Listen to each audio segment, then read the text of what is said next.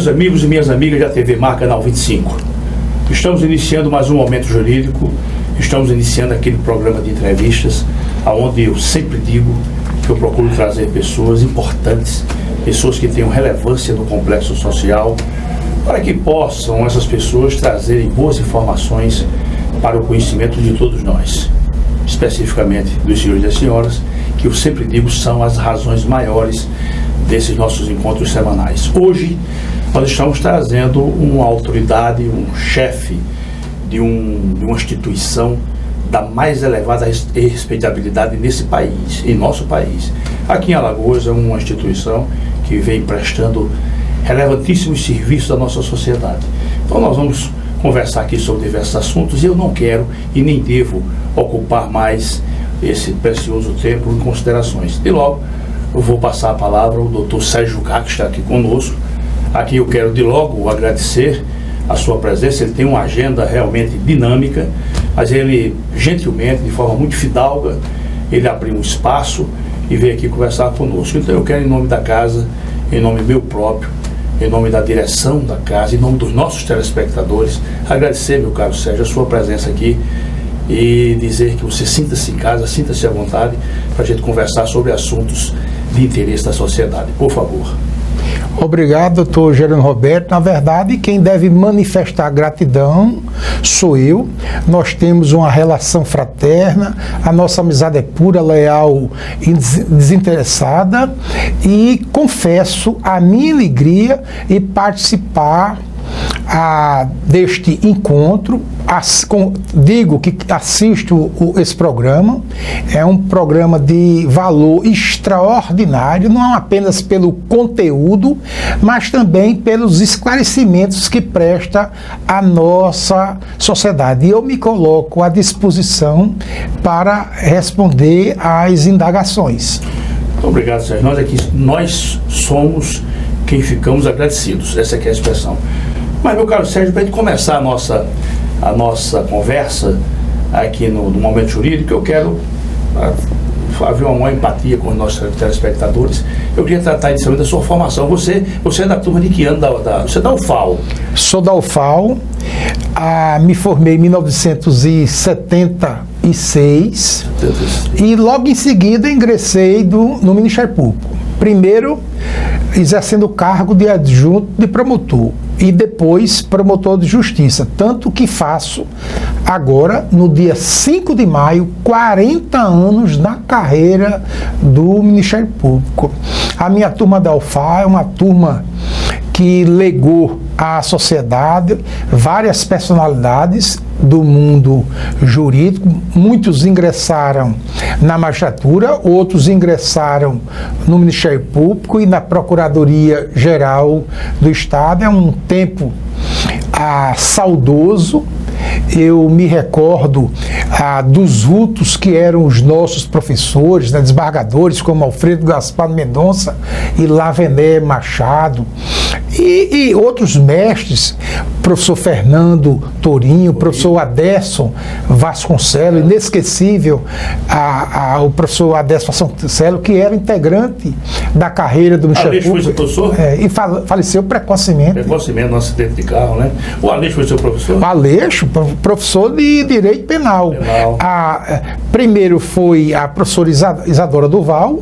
Muito jovem então ainda. Muito jovem. Exatamente. Depois substituída pelo colega Aderson Vasconcelos e nos últimos meses o professor Antônio Aleixo Paz de Albuquerque. Meu caro Sérgio, a sua primeira comarca qual foi no MP? Eu estive como adjunto e promotor em São José da Laje, de 1976 a 1978. Em 1978 eu fui nomeado, deixei de ser adjunto e promotor, e a primeira comarca foi Mata Grande. Eu acho que uma das melhores comarcas onde labutei. De Mata Grande eu era solteiro, morava na cidade, e depois noivei, estava prestes a me casar e pedi remoção. E fui para a comarca de Passo de Camaragibe. Eu trabalhei em várias comarcas no estado de Alagoas. Nós fizemos um júri na matriz do Camaragibe. Exatamente. Um júri memorável, eu lembro. Naquela época, a matriz de Camaragibe era termo da comarca de Passo de Camaragibe. Nós fizemos um júri, você, né, no altar do Ministério Público, e eu também no altar não menos inferior, que foi o da advocacia. Exatamente. E você, eu quero registrar isso aqui, e o nosso Sérgio me tratou com uma elegância, com uma fidalguia que lhe é peculiar. Eu lhe sou eternamente, e essa que é a expressão, reconhecido, porque eu estava começando minha vida, e você, naquela época, você reconheceu, né, o meu verdor dos anos, e você me tratou com muita elegância, Sérgio. Muito obrigado. Isso é modéstia, doutor Jerônimo. Mas eu tive essa carreira no Ministério Público, depois fui promovido por antiguidade para Arapiraca, e de Arapiraca fui removido para Porto Calvo, mas nesse ínterim eu substituí várias promotorias de diversas comarcas do estado. Então não existe hoje uma comarca em que eu não atuei, em que eu não fui o representante do Ministério Público. Ou seja, naquela época, você foi em Mata Grande, naquela época, uma viagem de Mata Grande devia ser alguma coisa muito complicada, não? 11 horas de ônibus. Não havia asfalto, o asfalto terminava em Palmeira dos Índios, e de Palmeira dos Índios era enfrentar uma estrada muito difícil e quase que intransitável, quando eu descobri que era melhor usar o percurso via Garanhuns. Eu saía de Maceió direto para Garanhuns, de Garanhuns pegava a rodovia federal e tinha asfalto até o Carié. E do Carié, a sede da comarca, Mata Grande, eram 35 quilômetros, uma estrada de barro muito difícil. E de ônibus, muitas vezes eu fui de ônibus, eu levava 11 horas, às vezes eram 12 horas de viagem. Por quê? Porque a gente passava pelo menos uma hora com o ônibus parado em Palmeira dos Índios. E no ônibus, o que mais tinha não era gente. No ônibus, o que mais tinha era galinha. Galinha, né? Porque o pessoal transportava esses animais no ônibus. Então, quantas e quantas vezes, no início da carreira, eu, usando um terno, viajava ao lado de um senhor, de uma senhora, com 3, 4 galinhas no colo. Mas eu tenho saudade dessa época. E elas fazendo um barulho infernal, porque aquilo não viaja de silêncio, não. Sim, porque muitas vezes eu aproveitava o tempo para ler, e era impossível, não é? Eu imagino. Sérgio, me diga uma coisa, você pensou, com a curiosidade minha e com certeza dos nossos telespectadores, você pensou, antes de ingressar no Ministério Público, em seguir uma outra profissão, um engenheiro, um médico, dentista? Não. Eu me lembro que o meu avô, Arthur Jucá, que era desembargador, ele faleceu em 1966 e quando morreu era o corregedor do Tribunal de Justiça. O meu avô dizia que eu teria de ser juiz.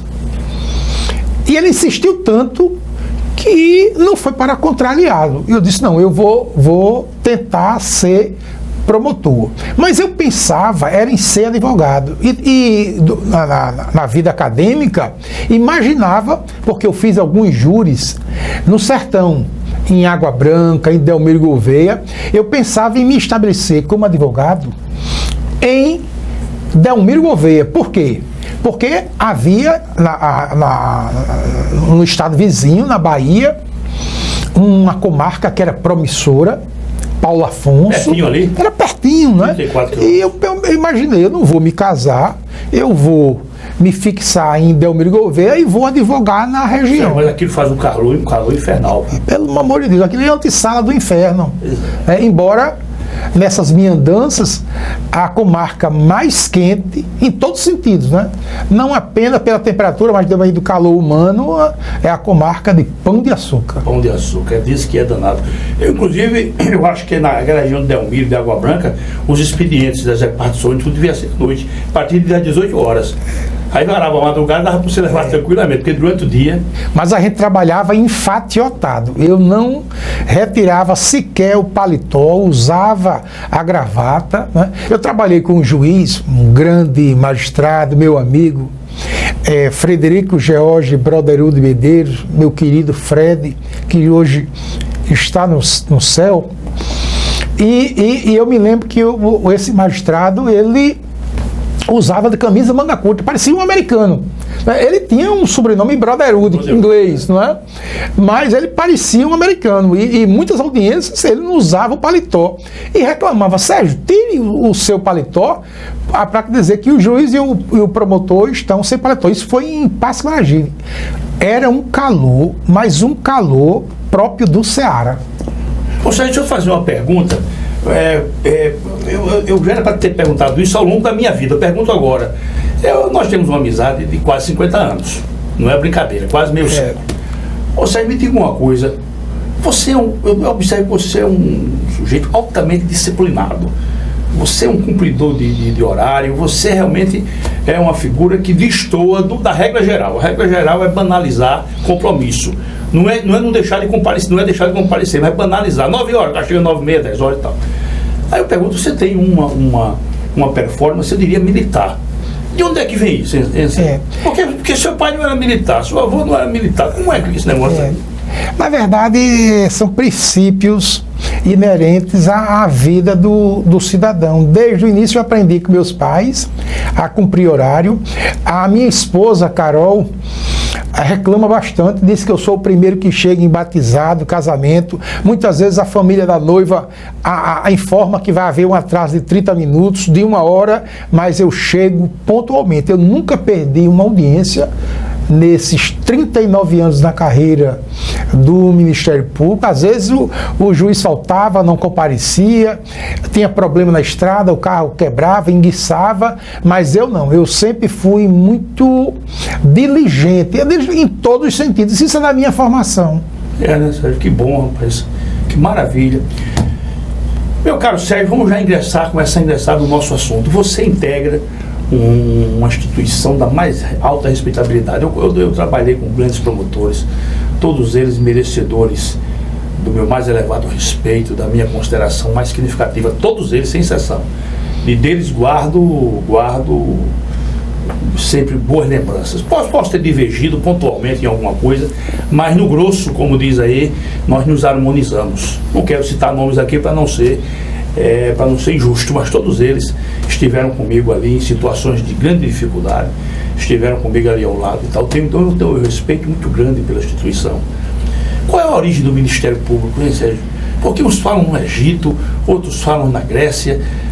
Qual é a origem do Ministério Público? De fato, não existe um entendimento consolidado sobre a origem do Ministério Público. Você se referiu ao Egito, aos magiai. Eram os guardas do faraó. Na verdade, eu penso que a verdadeira origem do Ministério Público em todos os países civilizados, seja o Ministério Público francês, né?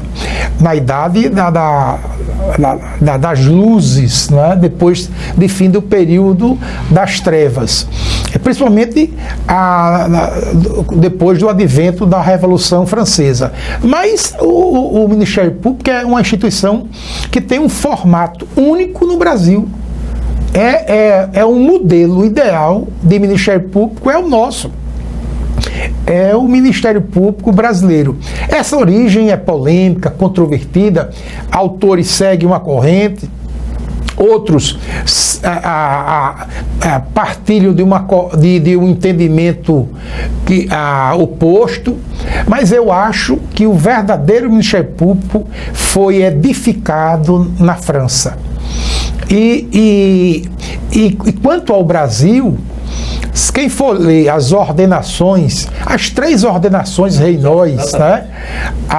Principalmente a Manuelina, a ordenação Manuelina, ao tempo do descobrimento do Brasil, não, descobrimento do Brasil não, porque o Brasil na verdade existia. O Brasil foi invadido, o que houve foi um esbulho, né? Quem eram os habitantes desta nação? Eram os civícolas, não é? Os portugueses foram invasores, praticaram um ato de esbulho. Mas desde o esbulho do Brasil em 1500, que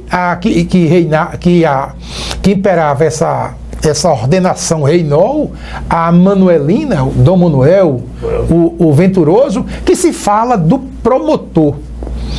Então, a existência do Ministério Público em nosso rincão, no solo pátrio, é dessa época. Por quê? Porque naquela época não havia uma legislação indígena, ou seja, uma legislação nacional, e o Brasil adotou durante vários séculos as ordenações lusitanas. Mas em todas as 7 constituições brasileiras existe o traço do Ministério Público. A primeira Constituição, a Constituição Imperial de 1824, ela não usava a expressão Ministério Público, mas falava do Procurador-Geral, né? E todas as outras instituições brasileiras, inclusive a de 1967, com a emenda constitucional de 1969, elas falavam no Ministério Público. A dificuldade era em relação à posição topográfica do Ministério Público. Ora no Poder Executivo, depois no Poder Judiciário, no capítulo dedicado porque promotor e juízes eram promovidos juntos, conjuntamente. Exatamente. Quem fazia o ato de nomeação era o governador por indicação do Tribunal de Justiça. Eu sou dessa época. Aliás, eu quero esclarecer esse assunto. No meu concurso, eu fui o 3º na prova escrita e fui o 3º na prova oral. E na classificação geral eu fui o quarto lugar. Por quê? A minha briga era com um grande amigo, nós éramos do mesmo curso de Direito, hoje o desembargador federal Paulo Roberto de Oliveira Lima. Paulo Roberto. Ele ficou em 3º lugar, por quê? Porque 2 candidatos muito preparados, mas que não obtiveram boas notas na primeira prova escrita, nem na segunda prova oral, mas possuíam títulos. Um era o doutor Djalma Mariano Ângelo. Faleceu já. Falecido. E que foi nomeado procurador do Estado. Ele foi aproveitado na carreira. Exatamente. Não, ele se formou em teologia na Gregoriana de Roma. Ele era doutor em filosofia, doutor em teologia. Mas qual é a particularidade dessa época? Antes de 1988, não havia a exigência de se obedecer à ordem de classificação. De modo que no concurso eu fui o 4º lugar e eu fui nomeado em 16º. Na minha frente foram nomeados outros colegas desse mesmo concurso. E o doutor Paulo Roberto de Oliveira Lima foi aproveitado como Procurador-Geral do Estado. Quer dizer, se ele tivesse ingressado no Ministério Público, porque ele é um dos homens mais preparados intelectualmente do mundo jurídico brasileiro, ele teria sido Procurador-Geral da Justiça, seria um expoente do Ministério Público alagoano e brasileiro. Verdade. Sérgio, me diga uma coisa, a gente falando, você falou aí do nosso Djalma Mariano, rapaz, eu o conheci ainda e sempre tive por ele uma... Era um homem pobre, né, Sérgio? Homem simples, humilde, mas tinha uma gama de conhecimentos extraordinários, sofreu muito, porque ele passou longos anos ausente do Estado e ao retornar ele não conhecia as autoridades, os governadores e com muita dificuldade é que ele foi aproveitado como a procurador de Estado. Ele não teve chance, ele não foi nomeado promotor de justiça. E era uma aspiração de todos nós que fizemos o concurso de 1976. Ô, Sérgio, pouca gente sabe aqui na nossa sociedade, no nosso meio, pouca gente sabe, vai ficar sabendo agora. Você teve uma passagem pela Secretaria de Segurança Pública, hoje Secretaria de Defesa Social. Você teve uma passagem por lá, não teve? Sérgio? Exatamente. Não foi mérito. Foi uma questão genética. E em 1980, 83, Divaldo Suragi foi eleito governador do estado. E ele disse que o primeiro nome que anunciaria seria o nome do secretário de Justiça Pública. E ele fez um convite a meu tio Ardel Jucá, um grande advogado, e a família Tiardel relutou e pediu que Tiardel não aceitasse. Ele já tinha passado mais pela secretaria? Não. Não, né? Ainda não. E o que foi que ocorreu? Foi o último nome a ser anunciado pelo governador Divaldo Suragi, foi o do secretário de Segurança Pública. E Tiardel disse: eu quero levar você, Sérgio, para a Secretaria de Segurança Pública, mas não quero que você seja o chefe de gabinete. E o que foi que ocorreu? A governador instituiu uma comissão para fazer alterações na estrutura da Secretaria de Segurança Pública e nessa estrutura surgiu o cargo de subsecretário da Polícia Civil, porque antes havia o cargo de secretário de Justiça Pública, o de chefe de gabinete e o de diretor do departamento de polícia, que abrangia a capital e o interior.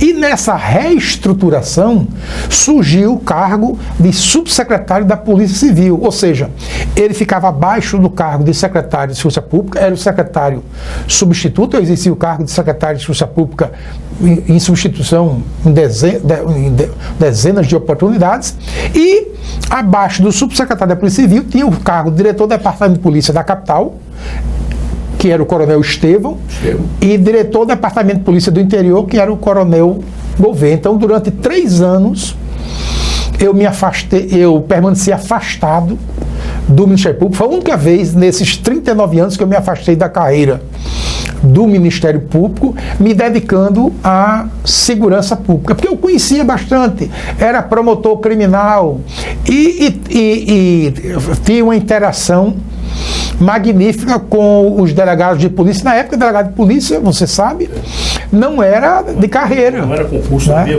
Só haviam 7 delegados de polícia de concurso.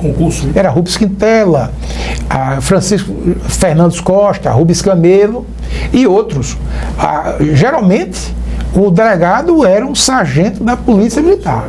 E eu trabalhei com grandes delegados. Eu alcancei também. Sargentos da Polícia Militar, mas de muita competência. E eles brutalizavam também, às vezes, o Sérgio.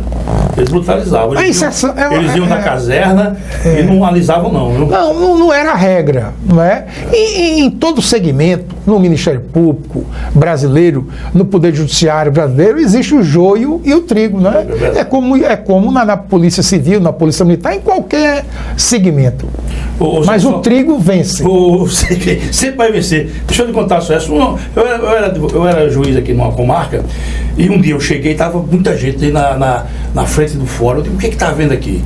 Aí não, o pessoal quer vir aqui fazer uma reclamação. Aí eu disse: tá bom, entrei e disse: mas não vou receber todo mundo, uma comissão.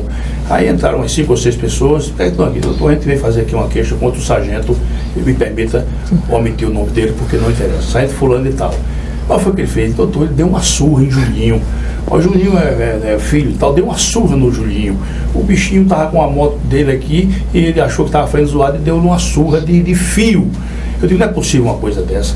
Então, chamei o promotor e ouvimos aquilo ali e mandamos chamar. E ele, com a maior sem cerimônia, disse: doutor, o senhor me permite, eu não dei uma surra em Julinho, eu dei uma surra na falta de respeito de Julinho, porque eu pedi para ele não andar mais com a moto, ele continuou andando, então eu não bati nele, bati na falta de respeito dele, bati na safadeza dele.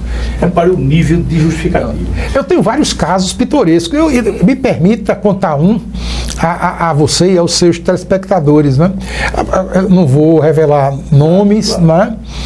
Mas tem um fato, que esse fato é inesquecível. Em uma determinada comarca, o representante, o motorista da Casal usava uma Rural Willys e abusava da velocidade. E a comunidade fez uma reclamação ao juiz de direito. Hoje é um desembargador aposentado, foi presidente do Tribunal de Justiça. Vou revelar o nome dele, porque é um dos luminares da magistratura alagoana, que é o desembargador Zé Fernando de Holanda Ferreira. E Zé Fernandes um juiz cioso dos deveres, um juiz competente, ele mandou chamar o delegado, que era um sargento da Polícia Militar, e disse ao sargento: delegado, se esse homem voltar a abusar da velocidade, qualquer coisa nesse sentido, telefone. Foi o que ocorreu. 3 dias depois, alguns políticos importantes, um deles era, inclusive, o deputado José Tavares, que foi vice-governador do estado, e essas pessoas foram ao gabinete do juiz, dizendo que o delegado estava praticando atrocidades, espancando o preso, o motorista da Casal. E eles comunicaram: senhor juiz, o delegado está alegando que está cumprindo ordem judicial. E o doutor Zé Fernando mandou chamar o delegado, esse sargento, né? Esse sargento está vivo, hoje tem mais de 90 anos. E o sargento compareceu, esteve no fórum, e o juiz perguntou: mas sargento, o senhor está fazendo isso? Ele disse: mas doutor, o senhor falou, qualquer coisa, telefone. E ele estava dando, você sabe o que é telefone, nos ouvidos do preso, né? Sim. Então... E esse tipo de agressão, ela lesiona os tímpanos do indivíduo. Exatamente, né? Mas esse senhor, o motorista da Casal, isso tem muitos anos, imagina, o carro era uma Rural Willys, isso foi na década de 70. Mas esse senhor aprendeu a lição e o sargento também aprendeu uma lição, e ninguém quis fazer formalmente uma queixa contra o delegado, porque houve um mal-entendido. Você me permite, se esse motorista não passou a andar numa velocidade tranquilizadora, eu posso lhe garantir que ele se transformou num homem mais compenetrado. Não tenha dúvida. Isso, por menos ele se tornou. Mas, meu caro Sérgio, vamos fazer uma pequena pausa e voltamos. Eu já quero agora ingressar na questão administrativa do Ministério Público, nas questões afetas a esse órgão altaneiro, que é o Ministério Público das Alagoas, o Ministério Público do Brasil, porque o Ministério Público é uno e indivisível.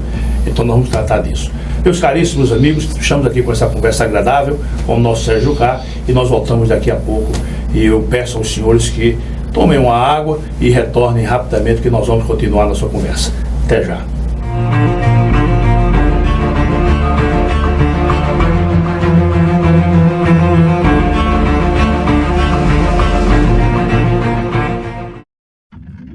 A CL Investimentos é uma empresa que trabalha com imóveis próprios. Quando precisar locar ou comprar um imóvel, procure a CL Investimentos. Aqui só locamos e vendemos imóveis próprios. Por isso damos garantia de um investimento seguro.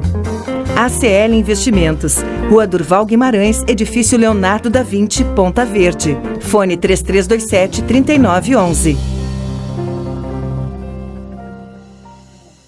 Alagoas Cursos, saiu o edital. INSS 950 vagas.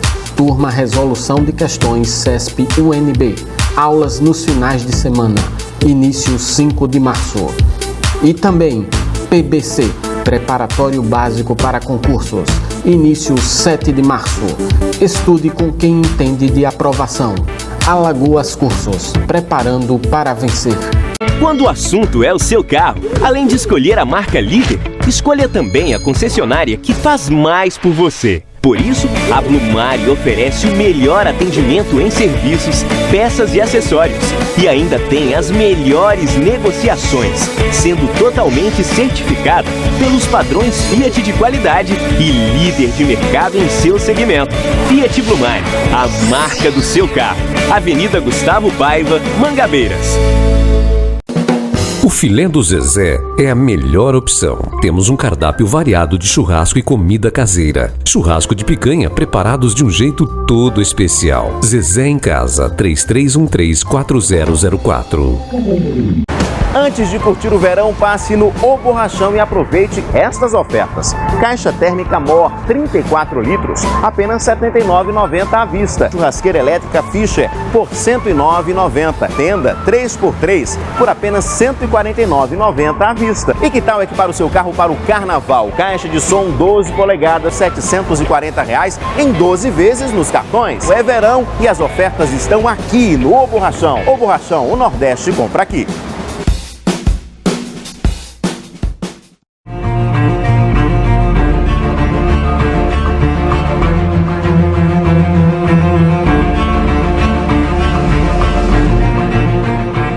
Olá, meus amigos e minhas amigas, estamos retornando com essa conversa aqui bastante agradável com o nosso caríssimo Sérgio Jucá, Procurador-Geral de Justiça do Estado de Alagoas.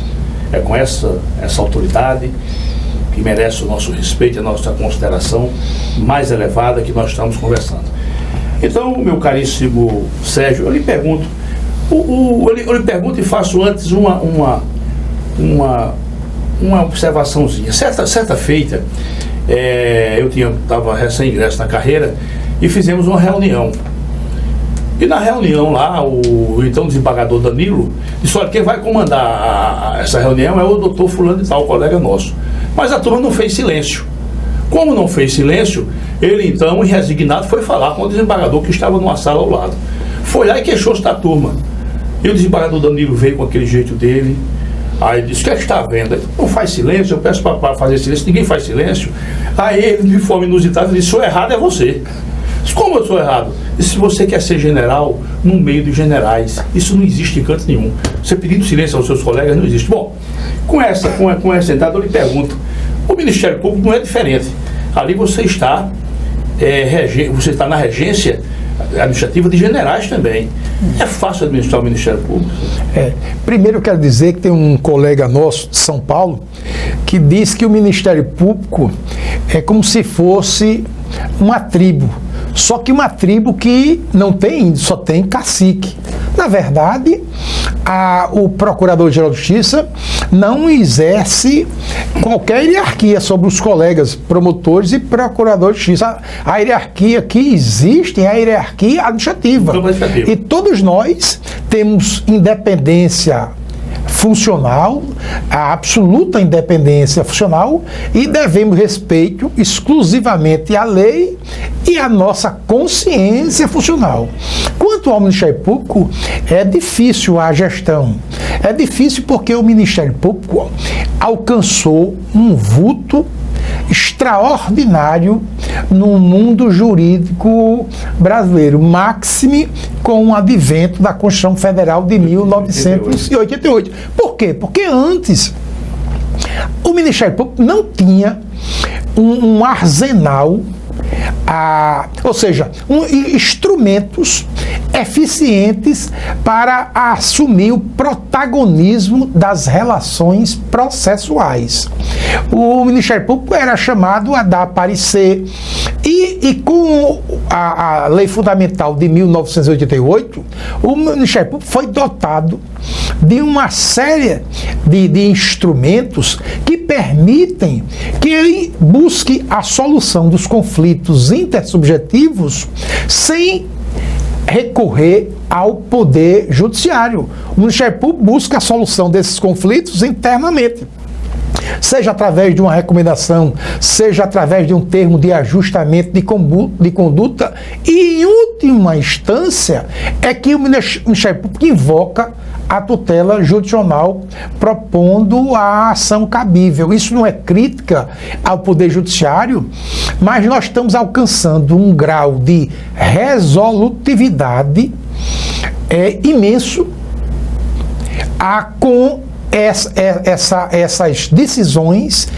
no âmbito do Ministério Público. Não, mas não é crítica nenhuma. O Judiciário está no seu limite. Eu acho que já ultrapassou o limite, não é crítica nenhuma. Pode mas sabe por quê? Não é que a gente deva sempre culpar o ordenamento jurídico, mas eu fico temeroso a cada vez que surge um novo código. Quando eu estava ingressando na faculdade, O código vigente era o Código de Processo Civil de 1939. Eu ingressei exatamente em 1973. Houve o período da vacatio legis do Código Buzaide, o Código de Processo Civil de 1973, mas ele entrou em vigor em 1974. Tanto que o meu professor de Processo Civil, um juiz magnífico, saudoso, doutor Ivan Vasconcelos, ele, nas aulas, ele falava tanto do Código de 1939 como do Código de 1970. Era uma aula híbrida. Exato. Ele era obrigado a dar essa aula híbrida. Não é por quê? Porque ele temia que ocorresse o mesmo que ocorreu com o Código Penal de Nelson Hungria, não o de 1940, o Código Penal de 1969, que teve vários períodos de vacatio legis e nunca entrou em vigor. Então ele, ressabiado com aquela história do Código Penal de 1969, o Código da Revolução de Março de 1964, ele dava uma aula, falava dos dois códigos, não é? E agora nós temos esse código, o Código de Processo Civil de 2015. Esse código, ele vem facilitar a prestação judicial? Eu entendo que não. A marca desse código é do academicismo.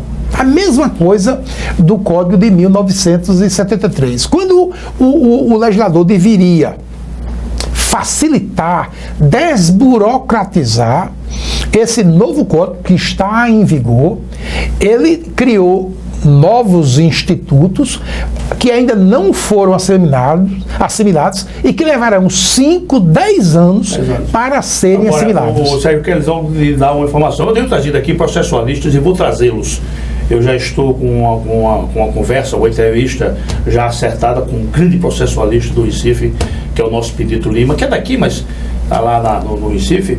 Eu quero dizer que já disse para os nossos telespectadores, me permita dizer para vocês, Sérgio, se não houver uma colaboração, uma contribuição efetiva por parte dos operadores do direito e da sociedade, esse código não vai servir para nada, absolutamente nada.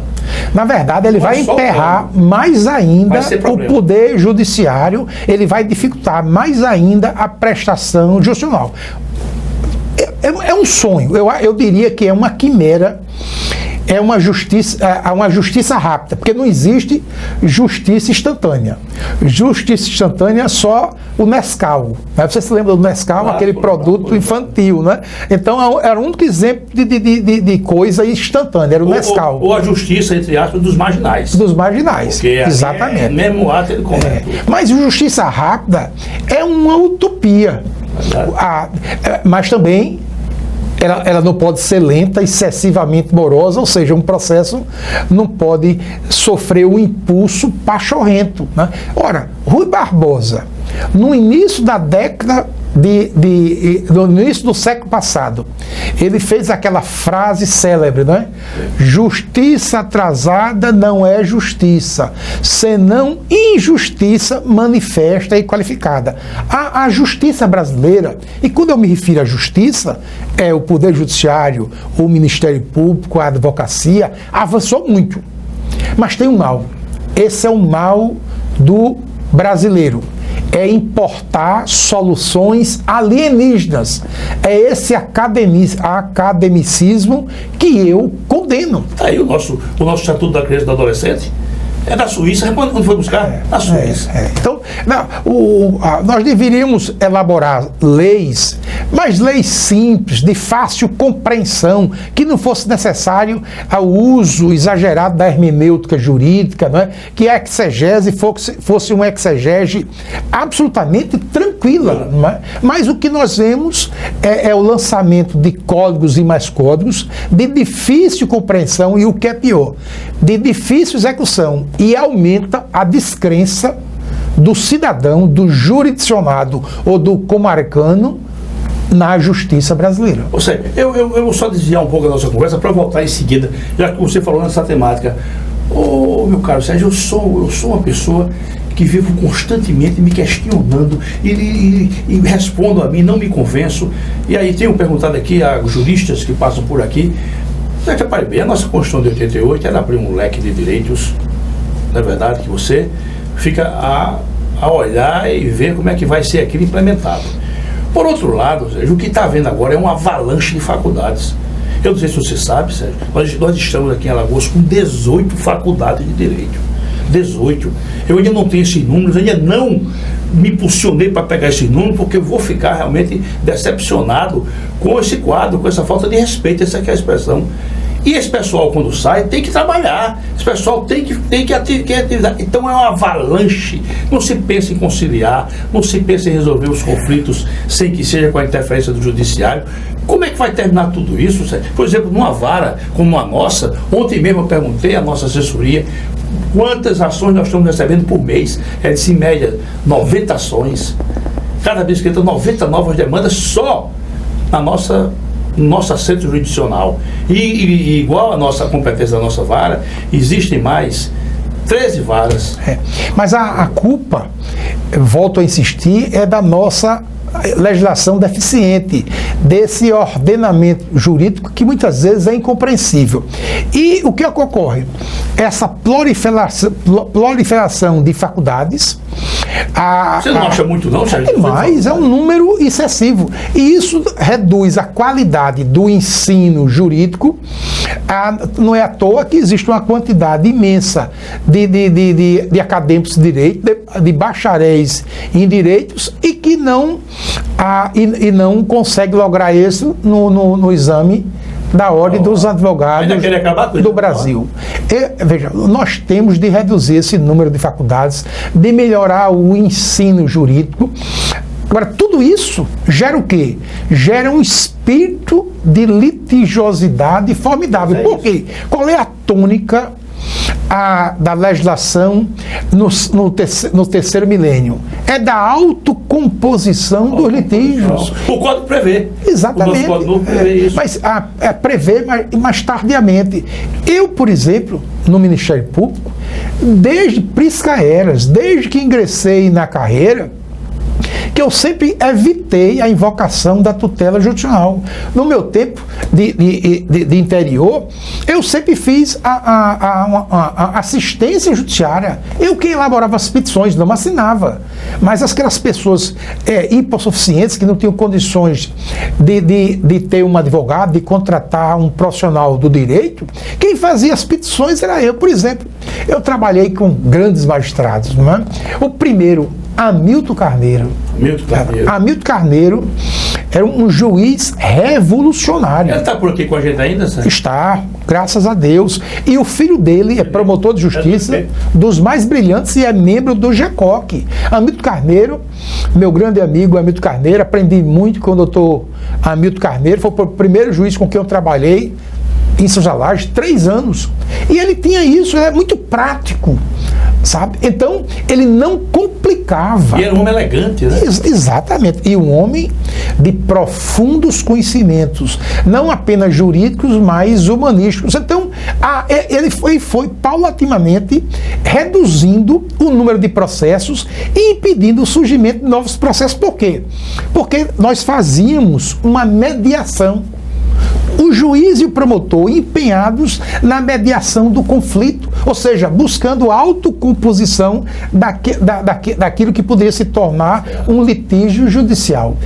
O que é preciso é que se formem juízes e promotores com essa mentalidade, sabe? E não a mentalidade do devido processo legal, daquele processo complexo, cheio de formalidades, e que aumenta a descrença do povo na sua justiça. Por quê? Porque quando vem a prestação judicial, transcorreram 10, 15 anos. E aí isso até a última instância, né? Porque nós temos 4 instâncias no Brasil. Olha, e aí me ocorre uma expressão de Francesco Cardeludi, que eu sempre gosto de citar, que ele diz o seguinte: a demora do processo. E você veja que eu vim tomar conhecimento dessa expressão com Marinoni, isso há uns 8 ou 9 anos atrás. Dizia Cardeludi: a demora do processo, isso é uma verdade terrível, terrível, esmagadora. A demora do processo favorece mais ao réu que não tem razão do que ao autor. Né? Ou seja, quanto mais o processo demora, mais ele atende aos anseios, às expectativas de quem não tem o direito. É verdade. Isso é terrível, Sérgio. Eu vi a rapidez no Poder Judiciário foi quando trabalhei no então Juizado da Menores da capital. Trabalhei com dois grandes magistrados, doutor Geraldo Tenório e doutor Estácio Luiz Valente de Lima, que eram juízes práticos. Sabe? Não tinha firula não, né? Que não eternizavam os feitos. Então, Geraldo ou Estácio resolvia a questão na primeira audiência. Até porque a legislação impunha, não é? Seja o primeiro Código de Menores de 1929, o Código de Melo Matos, seja o segundo, que era o Código da Esquizofrenia Jurídica, a doutrina da situação irregular da esquizofrenia jurídica, o Código de Menores de 1909, e principalmente com o Estatuto da Criança e do Adolescente. Não havia burocracia no juizado de menores na década de 80 e 90 com esses dois grandes magistrados, que inclusive chegaram à presidência do Tribunal de Justiça. Mas hoje está terrível essa questão minorista, está terrível. Essa questão minorista hoje está terrível. Mas sabe por quê? Vou dar a minha opinião. Claro. O artigo 227 da Constituição Federal estabelece o princípio da absoluta prioridade. É o único trecho da Constituição Federal de 1988 em que se consagra a um segmento da coletividade esse princípio da absoluta prioridade. Essa norma é uma norma que deveria ser respeitada. Mas só que os interesses da criança e do adolescente nunca gozaram de absoluta prioridade, seja em Alagoas, seja no Brasil. A prioridade da infância e juventude, no contexto atual, é a prioridade 825, e na frente tem 824 prioridades. E nenhuma dessas prioridades que ultrapassam a prioridade da criança e do adolescente tem matriz constitucional. Você além de ter um problema do Estado carente. Mas o Estado não pode fazer investimentos em áreas básicas, eu não sei como é isso, terrível.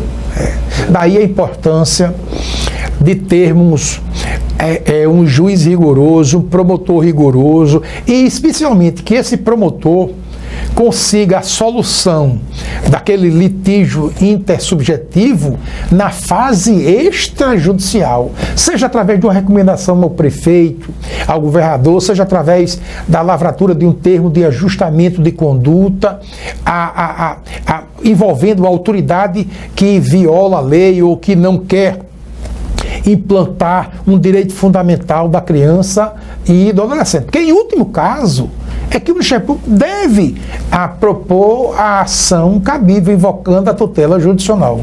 Sérgio, deixa eu lhe perguntar uma coisa, para a gente retomar o nosso curso. O que é mais difícil na administração do Ministério Público? Você que já está no segundo ano, no segundo momento como gestor, é mais difícil. O que é que pesa mais? Eu fui eleito em 2012, né? Assumi em 2013, exerci a Procuradoria de Justiça por 2 anos, depois fui conduzido, não houve disputa, ou seja, eu tive o apoio da classe e fui o candidato único. Mas como um WO, né? No esporte. E estou agora no 3º ano. O difícil na gestão é a questão orçamentária. Sempre orçamentária. O orçamento do Ministério Público é liliputiano. No bolo orçamentário, quando se faz a divisão, o Ministério Público recebe um NACO. E esse NACO é insuficiente para atender ao crescimento da instituição e às suas demandas. De modo que eu encontro obstáculos, às vezes são obstáculos intransponíveis. Por quê? Eu vou dar um pálido exemplo. E essa é uma crítica recorrente que faço. Hoje no Ministério Público existe 26 claros.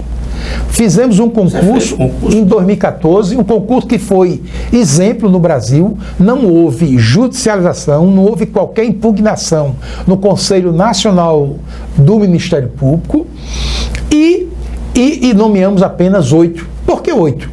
Quando poderíamos prover todas as vagas existentes porque o Ministério Público não tem condições orçamentárias para fazer a contratação desses foram 8 nomeados. Foram 8 nomeados. Então há lacunas ainda. Existem 26 vagas. Agora, como houve a definição do orçamento, ou seja, o aumento foi linear para todas as unidades orçamentárias, Poder Judiciário, Ministério Público, Defensoria Pública, além de Assembleia Legislativa, 4%. 4% do Ministério Público teve um acréscimo de apenas 5 milhões no seu orçamento. No ano passado, o orçamento do Ministério Público, que é o menor do Brasil, que foi um orçamento de 127 milhões, aumentou agora para 132 milhões. São apenas 5 milhões de acréscimo.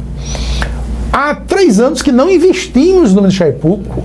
Não investimos para que o Ministério Público, que é a tábua de salvação da coletividade, do cidadão brasileiro, que o Ministério Público avance. Mas avance em que sentido? Melhorar o estipêndio dos seus membros? Não, absolutamente. O governador não se sensibiliza com isso, não? Não, o governador é muito sensível.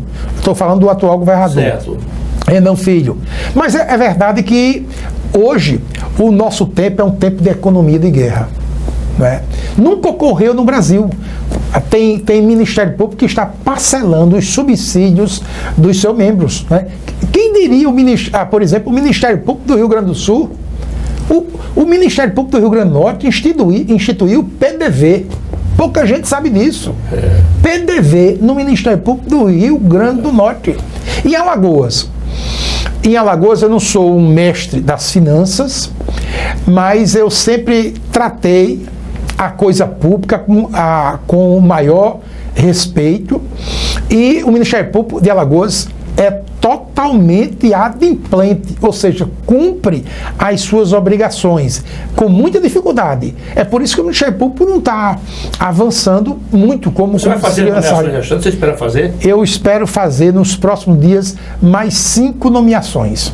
Ou seja, vão continuar existindo 21 vagas no quadro do Ministério Público. Nós temos comarca, nós temos promotoria que há 16 anos não tem um promotor titular. É mesmo? Tem muitas promotorias que há 10 anos não tem um promotor titular.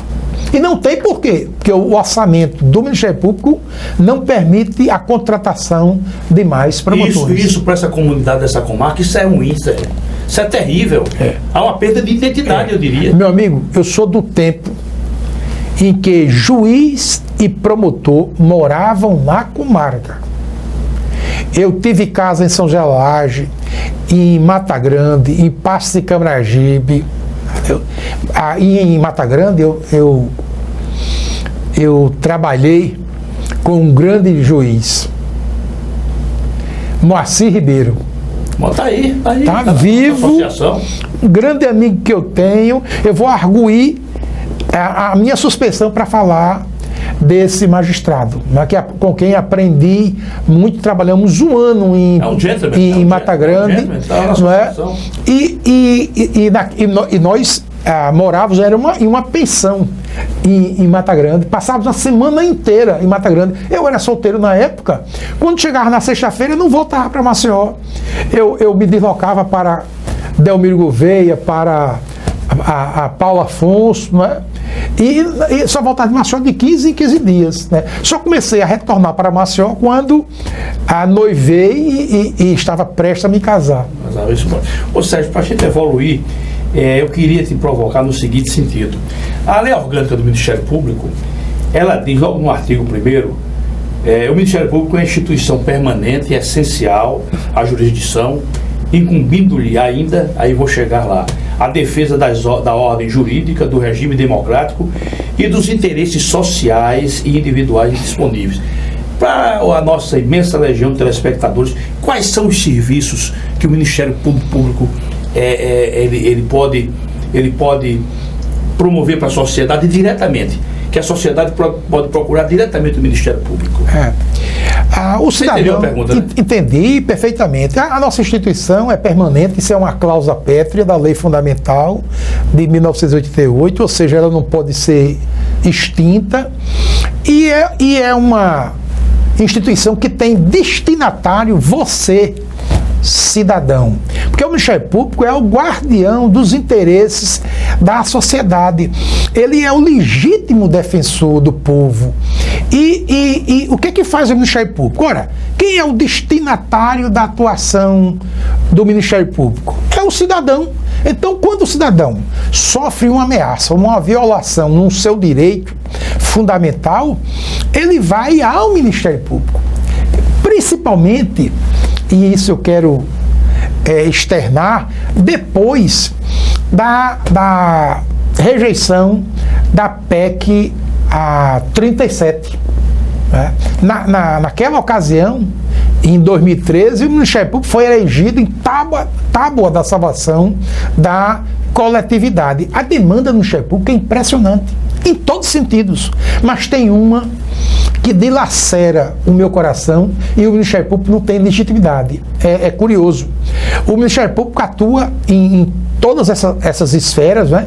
É o defensor da criança, do adolescente, o defensor do idoso, o defensor do meio ambiente, e esses diversos patrimônios, mas também o Ministério Público atua fortemente na defesa do consumidor.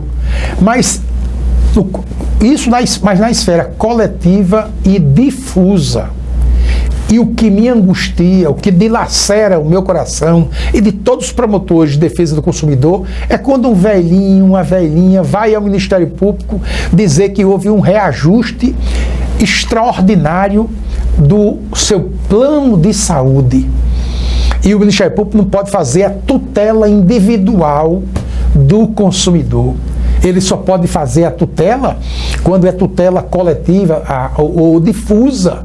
Né? E imagine quantas vezes eu me vi obrigado, constrangido, a dizer esse velhinho, a essa velhinha, que o Ministério Público não pode fazer absolutamente nada. Agora, como se trata de um plano de saúde, que ele movimenta os seus amigos, todos aqueles que são vinculados a uma determinada empresa, para que eles venham ao Ministério Público e essa demanda seja uma demanda que o Ministério Público tenha a legitimidade processual de invocar a tutela judicial, ou mesmo de abrir um inquérito civil ou um procedimento análogo, buscando o quê? A autocomposição daquele litígio entre as partes. Ou seja, o Ministério Público ainda tem uma outra missão que eu acho de uma gravidade monumental, é exercer o controle externo da atividade policial judiciária. Como é que está sendo feito isso, Sérgio?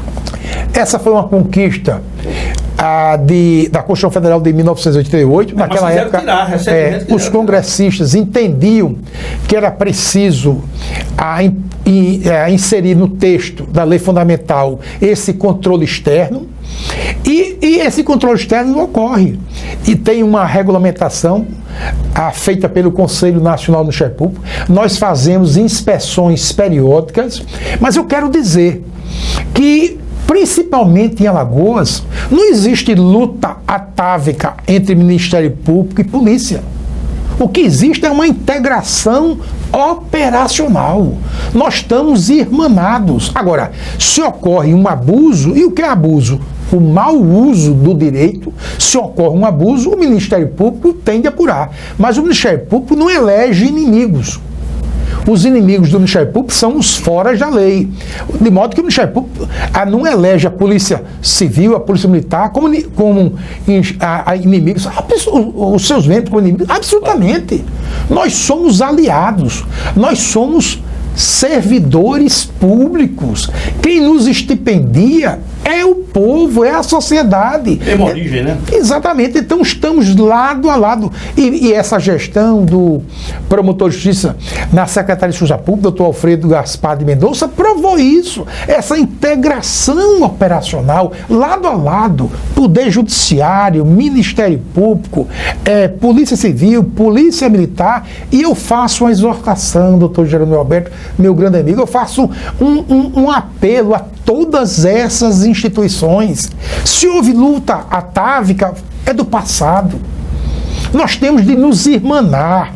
Por quê? Porque o destinatário da nossa atuação é o povo, é a sociedade. Então temos de dar as mãos, né, de agir coletivamente, com o mesmo propósito, imbuído da mesma responsabilidade constitucional que nos foi brindada pela a Carta Magna. Muito bom, Sérgio.